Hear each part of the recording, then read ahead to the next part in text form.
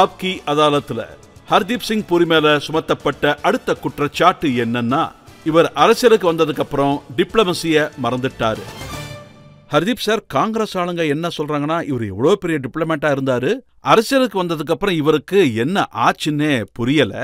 ராகுல் காந்திய கழுதன்னு சொல்லிட்டீங்களாமே? நான் எப்போ அந்த மாதிரி சொன்னதில்ல, சொல்லவும் மாட்டேன். நான் என்ன சொன்னேன்னா, அவர் எங்களோட சில தலைவர்களை பத்தி பேசினாரு. நான் என்ன சொன்னேன்னா, முட்டாள்தனம் 3 வகையா இருக்கும்னு. சாதாரணம் ஆர்டினரி, அசாதாரணம் எக்ஸ்ட்ராடினரி, இன்னொன்னு சக்கரவர்த்தி கிளாஸ் முட்டாள்தனம். நான் இப்படிதான் சொன்னேன். இல்ல, நீங்க சொன்ன அந்த ஸ்டேட்மெண்ட் என்கிட்ட இருக்கு. அதுல நீங்க என்ன சொல்லிருக்கீங்கன்னா, you are getting an ass to run horses raceன்னு சொல்லிருக்கீங்க. இத ஹிந்தில டிரான்ஸ்லேட் பண்ணா குதிரைக்கு பதில் கழுதையை ஓட வைக்கிறீங்கன்னு வருது. இல்ல, இது ஒரு ப்ராவர்ப், இட்ஸ் an எக்ஸ்பிரஷன். இப்போ இதை நீங்களே புரிஞ்சுக்கங்க. இது குதிரைகளோட ரேஸ். அதுக்கு என்ன அர்த்தம்னா, நல்ல காம்படிஷன் போயிட்டு இருக்கு. அதுல நீங்க குதிரைகளுக்கு பதிலா விலங்குகளை சொல்றீங்க. இது சும்மா ப்ரோவர்ப் தானே. அதுக்குன்னு நான் அவரை கழுதைன்னு சொன்னேன்னு கிடையாது. நான் என்ன சொன்னேன்னா, இது ஒரு எக்ஸ்பிரஷன், அவ்வளவுதான். ஆனா நீங்க ராகுல்ஜிய கழுதன்னு சொன்னதாதான் அவங்க நினைச்சுக்கிட்டு இருக்காங்க. அவங்க என்ன சொல்றாங்கன்னா, இது பி கிரேட் ட்ரோல்னு. இல்ல இல்ல, நான் அப்படிலாம் சொல்ல. நான் ஏன் அப்படி சொல்ல போறேன்? சொல்றதுக்கு நான் யாரு? அவங்க ஒரு பெரிய பார்ட்டியோட லீடர். அவருக்கு மிகப்பெரிய டிஸ்டிங்விஷ் லீனியேஜ் இருக்கு. அவங்க ஒரு பெரிய குடும்பத்திலேருந்து வராரு. அவங்க ஃபேமிலி ஆளுங்க இந்தியாவோட ஃப்ரீடம் மூமெண்ட்ல நிறைய கான்ட்ரிபியூட் பண்ணியிருக்காங்க. நீங்க என்ன ட்வீட் பண்ணிருக்கீங்கன்னா, சாலா காங்கிரஸ். இல்ல, இங்க பாருங்க, நான் என்ன ட்வீட் போட்டேன்னா, இட்டாலியன் லாங்குவேஜ்ல இத பத்தி உங்களுக்கு நிறைய தெரிஞ்சிருக்காது, எனக்கும் சரியா தெரியல. இட்டாலியன் லாங்குவேஜ்ல காங்கிரஸ் ரூம சாலா காங்கிரஸ்ன்னு சொல்லுவாங்க. இல்ல இல்ல, இதுதான் உண்மை. இதுல மக்கள் ஏன் கோவப்படணும்? அவங்க கோவப்படுவாங்கன்னு உங்களுக்கு தெரியும்? இல்ல இல்ல, ஏன் கோவப்படுவாங்க? கண்டிப்பா இல்ல. கான்ஃபரன்ஸ் ரூம இட்டாலியில சாலா காங்கிரஸ் தான் சொல்லுவாங்க. அதுக்கு வேற அர்த்தமும் இல்ல.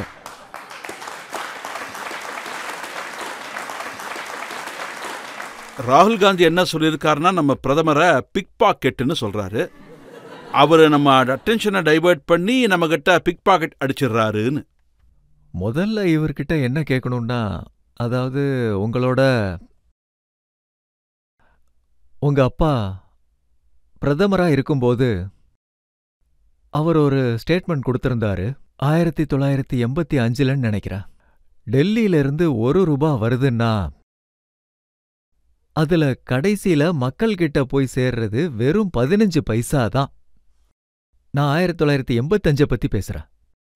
நாட்டுக்கு சுதந்திரம் கிடைச்சது 1947ல. ஓகே, இப்ப நீங்களே பாருங்க, 75 வருஷத்துல எத்தனை வருஷம் காங்கிரஸோட ஆட்சி இருந்ததுங்க. அப்போ பாக்கெட் யாருது? யாரு பிட் பாக்கெட் அடிச்சா இங்க? இன்னொரு விஷயம், ஒரு பர்சனை பேசுறதுக்கு முன்னாடி ஆக்சுவலி நல்லது எது கெட்டதுன்னு பேசுறதுக்காக நான் வரல இங்க. பட் காங்கிரஸ் ரெக்கார்ட்லயும் நிறைய கரப்ஷன் பண்ணிருக்காங்க இங்க. அதனால லேட்டஸ்டா என்ன சொல்லியிருக்காங்கன்னா, பப்ளிக் கிட்ட சொல்லியிருக்காங்க, ஒருவேளை நீங்க பெட்ரோல் வாங்கினீங்கன்னா காசு அதானி பாக்கெட்டுக்கு போகும். ஒருவேளை நீங்க ஹோட்டல்ல சாப்பிட்டீங்கன்னா அதுவும் அதானி பாக்கெட்டுக்கு தான் போகுது. ஒருவேளை தண்ணி குடிக்கிறீங்கன்னாலும் அதானி பாக்கெட்டுக்கு தான் காசு போகுது. கரண்ட் வருது, டிவி ஓடுதுனாலும் அதானி பாக்கெட்டு தான் காசு போகுதுன்னு. எனக்கு என்னமோ இவருக்கு அதானி மேல அப்சஷன் ஆயிருச்சுன்னு நினைக்கிறேன். ஒருவேளை அவரு பெட்ரோலை பத்தி அவ்வளோ யோசிக்கிறாருன்னா, கொஞ்சமாவது தெரிஞ்சுக்கிட்டாருன்னா, ரா பெட்ரோல், ரானா எங்கிருந்து வருது? 50% நம்ம இம்போர்ட் தான் பண்றோம். அதை யார் இம்போர்ட் பண்றாங்க? அதை 2 பிரைவேட் செக்டர் பண்றாங்க. மத்தது நம்மளோட OMCs இருக்கு. அதுல நீங்க சொன்ன பேரு எனக்கு தெரிஞ்ச வரைக்கும் அவருக்கு எந்த ரா என்ன கூடயும் கனெக்ஷன் இருக்குமான்னு தெரியல. இது நம்பர் 1. நம்பர் 2, அதுக்கு மேல நம்ம ஃப்ரேட் ஆட் பண்ணணும், இன்சூரன்ஸ் ஆட் பண்ணணும். ராவான எண்ணெய ரிஃபைன் பண்ணி பெட்ரோல் டீசல் ஆக்கிறவன் அவனுக்குன்னு கொஞ்சம் எடுத்து வச்சுப்பான். மிச்சம் டீலர் கமிஷன் வாங்கிப்பாரு. இன்னும் சிலது சென்ட்ரல் கவர்மெண்ட் டீலர் எக்ஸைஸ் போடுவாங்க. அதுக்கப்புறம் ஆட்சியில இருக்கிறவங்க அது மேல வேட் போடுவாங்க. என்ன பேசுறீங்க? இது ஃபுல் அண்ட் ஃபுல் கிளியரா இருக்கு. மோடிஜி கடந்த 2 வருஷத்துல உலகம் ஃபுல்லா இதோட ரேட் அதிகமாச்சு. இந்தியால மட்டும்தான் இதோட ரேட்டு ரொம்ப கம்மியாச்சு. ஓகே, ஏன் வந்துச்சு? ஏன்னா மோடிஜியோட சென்ட்ரல் கவர்மெண்ட் இந்த டைம்ல நவம்பர் 2011ல மே 22ல 2 டைம் எக்ஸைஸ் கம்மி பண்ணாங்க. 13 ரூபா 17 ரூபா பெட்ரோல் டீசல் விலைய கம்மி பண்ணிருக்காங்க. ஓகே, பாரதிய ஜனதா பார்ட்டியோட ஸ்டேட்ஸ் வேட்டை கம்மி பண்ணிருக்காங்க. அதனால தான் ராஜஸ்தான்ல 1 லிட்டர் பெட்ரோல் 108 ரூபாய்க்கு விக்குதுன்னு. அதோட பிஜேபி லக்னோல 96 ரூபீஸ்க்கு விக்குது. 12 ரூபா டிஃபரன்ஸ் இருக்கு. இதுக்கான பதில கொடுங்க. நீங்க காலையில சாப்பாடு சாப்பிட்றீங்கன்னா அதோட அதுக்கான டாக்ஸ் அதானிஜிக்கு போகுது. பெட்ரோல் நிரப்பிக்கிட்டாங்கன்னா அதுவும் அவங்களுக்கு போகுது. என்ன பேசுறாங்க? அதோட இதுவும் சொல்றாங்க, ஹர்தீப் பூரி சிவில் ஏவியேஷன் மினிஸ்டரா இருக்கும்போது ஒரு 6 ஏர்போர்ட் அடானிக்கு கொடுத்துட்டாரு. முதல் விஷயம் என்னன்னா, நான் வரதுக்கு முன்னாடியே ஏர்போர்ட் ஆக்ஷன் முடிஞ்சிருச்சு. அதான் உண்மை. ரெண்டாவது விஷயம் என்னன்னா, ஒருவேளை நீங்க ஓப்பன் ஆக்ஷன் பண்றீங்கன்னா அங்க போய் இவரு எனக்கு தெரிஞ்சவரு, அதனால இவருக்கு நான் கொடுக்க போறீங்க அப்படின்லாம் சொல்ல முடியாது. பிட்ல ஜெயிக்கிறவங்களுக்கு தான் கிடைக்கும். நான் ஏர்போர்ட்டோட சிவில் ஏவியேஷன் டீல் பண்ணிட்டு இருக்கும்போது ஒரு பெரிய ஏர்போர்ட்டோட ஆக்ஷன் நடந்துச்சு. ஜேவர், அது டெல்லி பக்கத்துல இருக்கு. ஜேவர் ஏர்போர்ட் கட்டி முடிச்சிட்டாங்கன்னா டெல்லி, அதோட இந்திரா காந்தி இன்டர்நேஷனல் ஏர்போர்ட், அதோட ஜேவர்ல டிராஃபிக் எல்லாம் சேர்த்து it will be more than London, Heathrow, Gatwick and Stansted put together.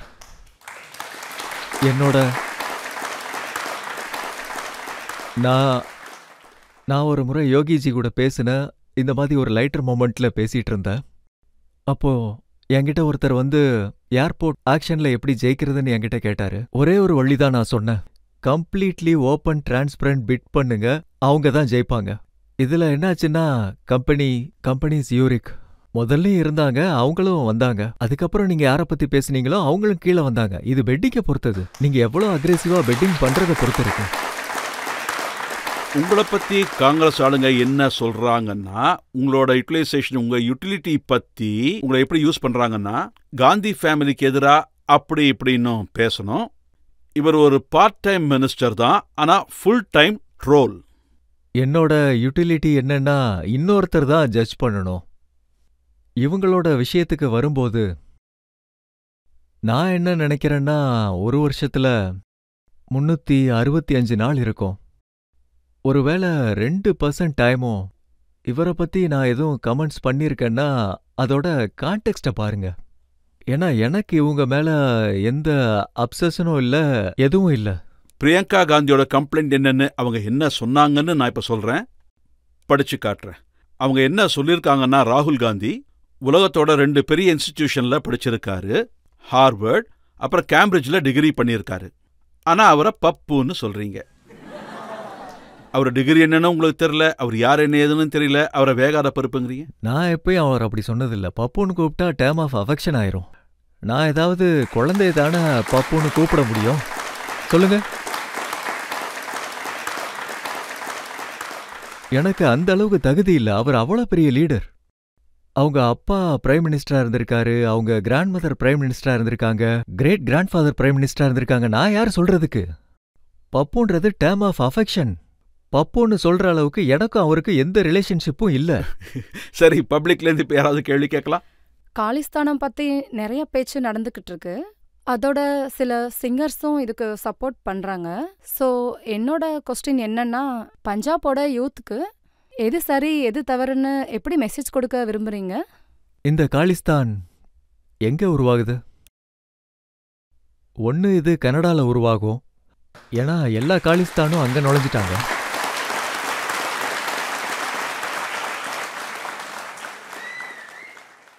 அதோட எனக்கு தெரிஞ்ச வரைக்கும் நான் காலிஸ்தான கூல்ஸ் லேண்டுன்னு தான் சொல்லுவேன். இது சரியான முட்டாள்தனம். இந்தியால நம்மளோட வரலாறு என்ன? நான் உண்மையாவே ரொம்ப பெருமையா சொல்றேன். என்னோட 10வது குரு மகாராஜ் கோவிந்த் சிங், அவர் எங்க கம்யூனிட்டிக்காக என்னென்னமோ பண்ணியிருக்காரு. அங்கிருந்து தான் கால்சா எஸ்டாப்ளிஷ் பண்ணப்பட்டது. இந்தியாவோட பாப்புலேஷன்ல நாங்க எத்தனை பர்சன்டேஜ் இருக்கோம்? 2% விட கம்மியா இருக்கோம். சீக்ஸோடது. இந்தியா எங்களுக்காக என்னென்ன பண்ணல நீங்களே சொல்லுங்க. அதிலிருந்து சில விசித்திரமான ஆளுங்க வந்து See how lucky I am went to Canada and become a minister. என்ன ஆளுங்க இவங்க? இந்தியால என்ன நடக்குது பாருங்க. எவ்வளோ ரெஸ்பெக்ட் கிடைச்சிருக்கு. என்ன இல்லைன்னு சொல்லுங்க. இது ஒன் வேன்னு மட்டும் நான் சொல்லல. இங்க சீக்ஸும் எவ்வளோ கான்ட்ரிபியூட் பண்றாங்க. பஞ்சாப்ல அக்ரிகல்ச்சர்ல, அடுத்து பாத்தீங்கன்னா டிரான்ஸ்போர்ட்ல, மெடிக்கல் ப்ரொஃபஷன்ஸ்ல, லால எத்தனை லியோமரேஸ் சீஃப் ஜஸ்டிஸா இருந்திருக்காங்க. என்னோட பிரதர் மணிந்தர் அவர் ஒரு அட்வொகேட் பிராக்டிஸ்னர். என்ன ஹைகோர்ட் ஜட்ஜஸ் இவங்கெல்லாம் என்ன பேசுறாங்க? காலிஸ்தான் உருவாகுன்றாங்க. பஞ்சாப்ல என்ன நடந்ததுன்னா நான் அதை சொல்றேன். ரொம்ப வருஷமா அங்க இருக்கிற ஒரு சவுண்ட் டிசிஷன் மேக்கிங் அது இல்லவே இல்லை. அதனால என்னாச்சுன்னா சில விஷயங்களுக்கு போதையாயிருக்காங்க. இதெல்லாம் நினைக்கும் போது ரொம்ப கஷ்டமா இருக்கு. We have lost complete generation. எல்லாமே இந்த போதையால தான். இன்னொரு விஷயம் என்னன்னா, அங்கங்க போறீங்கன்னா அம்ரித்சர்ல இருந்து ஜலந்தர் வரைக்கும் அங்கங்க பெரிய பெரிய போர்டு வச்சிருக்காங்க, IELTSன்னு. இது என்னன்னு எனக்கு புரியல.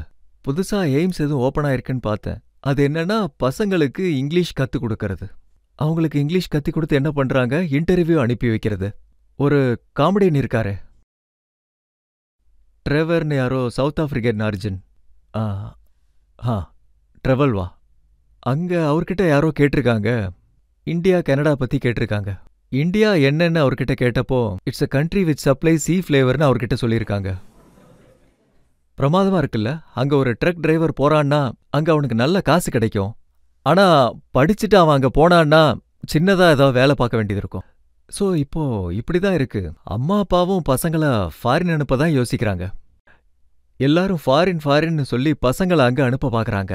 இந்த ப்ரோக்ராம் மூலயமா ஒரு விஷயம் சொல்றேன். சில வருஷங்களுக்கு முன்னாடி எல்லாரும் அங்க போனாங்க. இப்போ எக்கனாமிக் ஆப்பர்ச்சுனிட்டி இந்தியால தான் இருக்கு. எல்லாரும் திரும்ப வராங்க, டாக்டர்ஸ் திரும்ப வராங்க, போனவங்க எல்லாம் வராங்க.